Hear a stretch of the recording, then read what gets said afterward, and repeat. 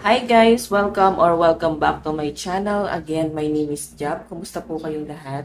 So by the way guys, maraming salamat po pala sa walang sawang pagsubaybay sa ating pong mga reading. And kung ikaw ay bago pa lang sa ating channel, mag-subscribe na po kayo. Then i-click mo na rin yung ating notification bell para lagi kang updated sa ating mga bagong upload. So guys, sa mga interesado naman sa ating private reading, nasa description box below, yung link ng Facebook ko, ayan, i-message nyo na lang ako. So, bago pala ako guys mag-start, may nabasa kasi akong comment na bakit daw putol-putol yung reading ko? Bakit sa fire sign lang? Guys, collective po yung reading natin. Kung mapapanood to nung nag-comment, no? Collective po yung reading. So, pag sinabing collective, general energy. So, kung ano yung zodiac sign na makikita natin gamit tong dice. Ayan. Yun lang guys yung sasabihin ko. So, hindi siya guys, paano ba? Sabi niya kasi putol-putol. So, general nga, nasabi ko naman guys. General yung reading, collective, kaya siya collective. Kung gusto niyo guys ng zodiac sign, ina-upload ko yon sa kabilang channel, sa Jade Diaries, no? Doon ko siya guys ina-upload. So, ayan. Subscribe na rin po kayo doon para maka 100 subscriber na ako. Okay, so tignan natin kanina ba itong love reading.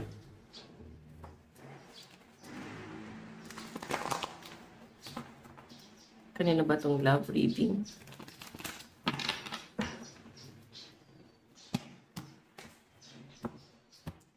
Kanina ba itong love reading? Meron tayong temperance. May nakikita akong adjustment dito sa relationship niyo ngayon. Death. And travel. Okay. So, may nakikita akong, dito sa relationship na to. May pag-a-adjust and that kasi guys is ending and new beginning. So, posibleng nagkaroon ng ending dito sa relationship na to. Pero malinaw na maayos, no? Kung makikita mo may communication dito na mangyayari. So, may masinsinang pag-uusap na mangyayari dito sa connection nyo. So, parang isa-settle ito. Isa sa inyo guys yung parang magre-reach out dito. And kung makikita nyo temperance, parang same naman kayo guys mag-a-adjust eh. Oo, mag-a-adjust kayo sa isa't isa. Okay, tignan pa natin. Kanina po itong love reading spirit guide. Ay, naisip ko lang ito. Kanina po itong love reading.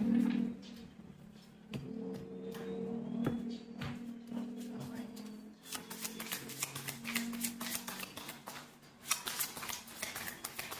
Kanina po itong love reading. So guys, meron tayong King of Lutes, the single dad. So, pwedeng ang kadil nyo is single parent, no? Single mom or single dad. Pero yan, mas malakas ang energy ng mga babae dito. So, baka single dad, itong partner mo. Okay? Tignan natin. Or pwedeng kaya dad, kasi pwedeng malaki yung age gap nyo, guys. Tignan na po itong love reading.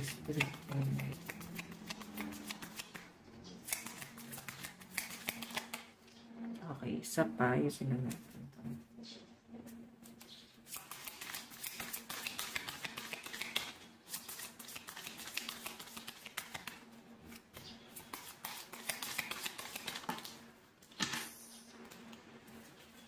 Daming lumalabas sa card. So, I think maraming message yung card.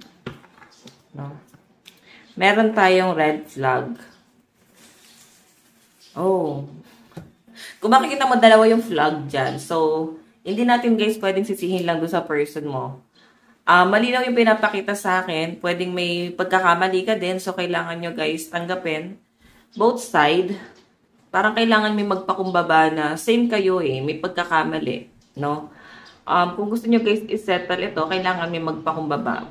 Malinaw yung pinapakita sa akin, parang may lahi din yung person, no? May lahi itong person nyo, parang foreigner, yung iba sa inyo guys, pwede nasa abroad.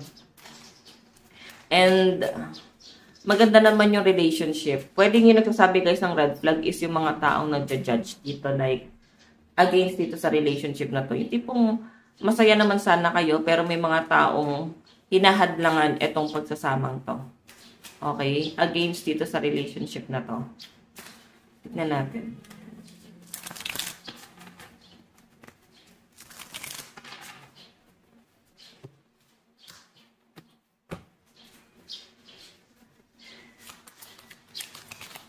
Tignan natin. Kanina po itong love reading. Tapos meron tayong the butterflies. May kilig. So sabi nila guys, diba, pagka kinikilig ka parang may butterfly doon sa stomach mo. So, I think good looking kayo parehas and nakakilig yung relationship nyo. Pero yun nga guys, may mga taong pumukontra dito sa relasyon nyo or pwedeng same kayo. Kung may mga pagtatalo, kagaya na sabi ko guys, may mga pag-a-adjust kayong gagawin. Kung gusto nyo na maayos itong relasyon na to. Like, ito, red flag na siya, no? Parang na-toxic, no? Naging toxic na siya kasi pwedeng toxic yung partner tapos nahawa lang din kayo. Okay, ganun kasi yun eh. Ang partner kasi natin guys, ang reflection natin. So, kung ano sila, ganun tayo. Depende. Kung ikaw ay air sign, mabilis kang maka-absorb. Air sign or fire sign, mabilis kayo guys maka-absorb. Like, mabilis kayong magaya. Parang nakukuha nyo yung body language nila, kung paano sila guys magsalita. Kung paano yung treatment nila sa inyo, parang binabalik nyo sa inyo. Ganyan kasi guys ang air sign at saka fire sign. Okay? Oo. Hindi nila guys intention, pero nakukuha nila. Oo, parang basta kung sinisamahan nila guys, parang nagagaya sila. Depende eh, kung bet nila yung tao, no? Tignan natin guys. Yan. Kanina po itong love reading. Meron tayong hometown. Mukhang siya ay uuwi. May surprise ang pinapakita sa akin dito. And kung makikita nyo guys, possessive. Medyo controlling lang si person. Sign lang din talaga na sobrang mahal na mahal ka niya. Kung bakit parang nagiging possessive sa inyo. And dumarating sa point na yan, medyo madrama. Medyo madrama siya. Pero deep inside, hindi naman talaga. No? Dinadramahan ka lang guys. Kasi side nyo na gusto kanyang mamanipulate. Okay? Gusto niya na ikaw yung mahabag. Parang tanggapin mo na ikaw yung talo, siya yung tama. Ganon. So, titignan natin yung energy.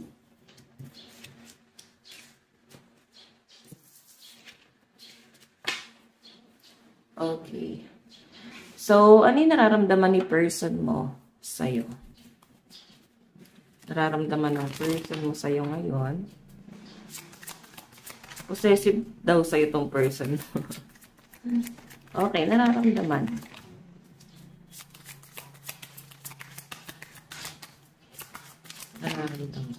So, meron tayong, ayan, ang dami, no? Isa lang kunin natin. Ano yung nararamdaman? Meron tayong destiny. So, feeling niya, nakatadhana kayo sa isa't isa. No? Kahit anong mangyari, kung maghiwalay man kayo, parang nagtatagpo rin yung landas niyong dalawa. So, parang nga talaga kayong nakatadhana sa isa't isa. So, yun yung feeling niya, guys. Okay, tignan pa natin. Ayan, parang may nagagalit dito, oh. Okay, ano naman yung tingin niya sa'yo? Ayan, dami nito. Ano yung tingin niya sa'yo?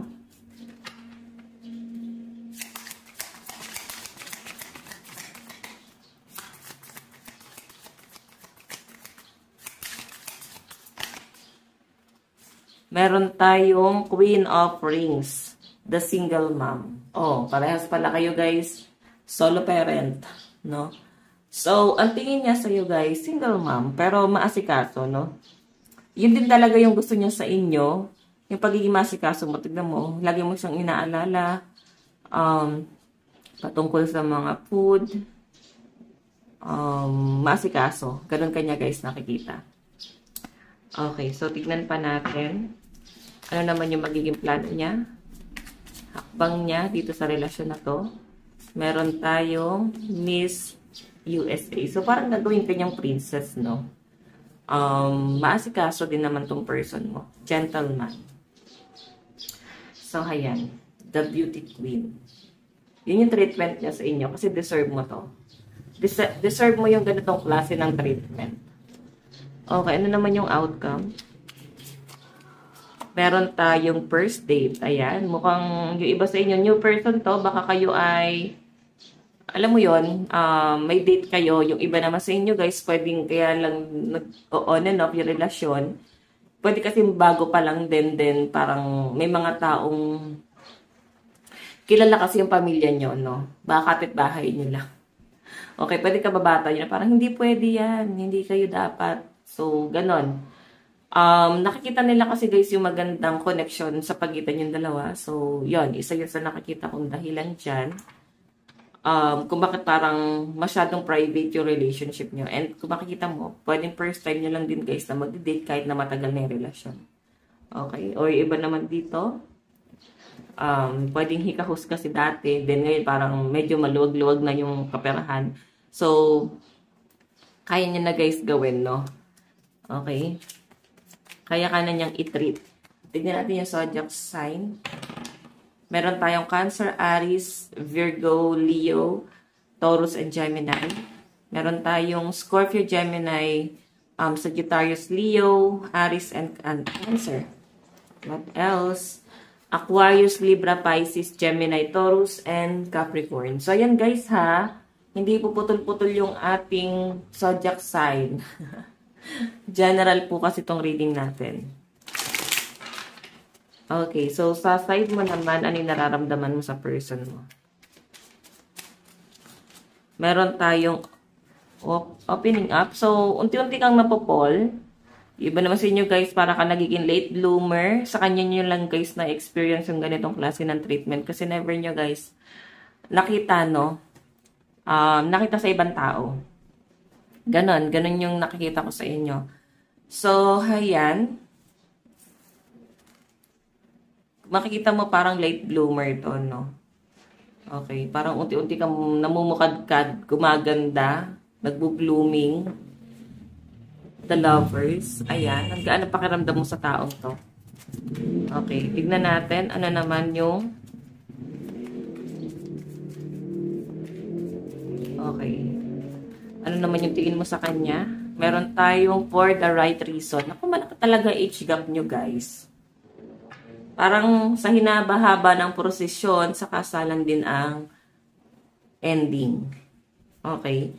So, ayan. Tignan mo naman, ito siya, ito ka. For the right reason. Okay, iba naman sa inyo, guys. Parang minahal mo, tinanggap mo ng buong buo sa buhay mo ang anak nito, kahit sa iba. Parang ganon. Kahit sa iba yung anak niya. So, siguro kasi second family ka. Okay, ano magiging plano mo dito sa connection na to? Meron tayong the single mom. Okay, so parang ipagkakatiwala mo na sa taong to. No, have a pandey. Para ipagkakatiwala mo na sa kanya yung desisyon para sa inyong mag-ina. Ganon. Or mag-ama. Lalo na kung matindi yung trauma ang pinagdaanan mo sa past person mo. Ayan. Iba naman sa inyo guys, pwedeng meron na rin kayong past na itong taong to eh. Itong nakikita ko na to.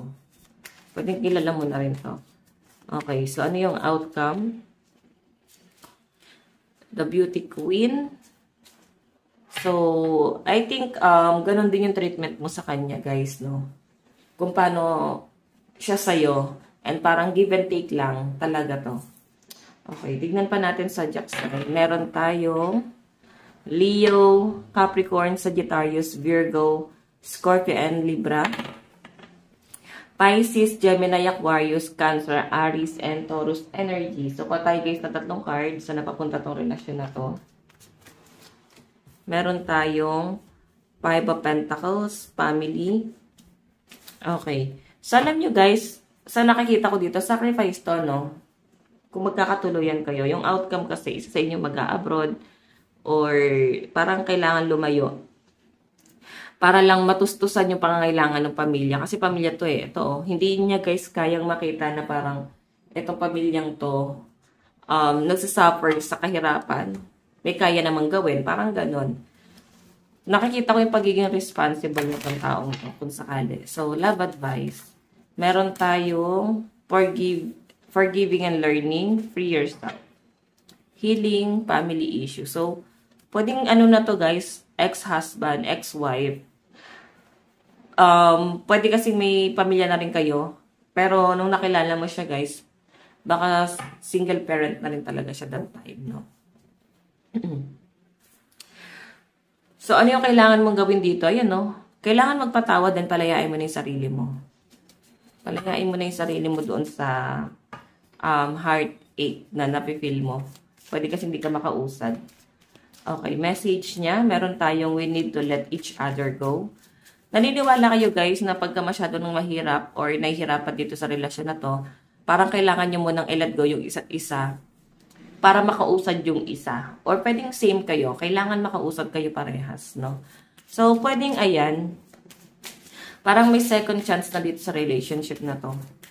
Okay, dumating na kayo sa point na parang nilet go nyo na yung isa't isa. Then parang nagtagpo ulit, no?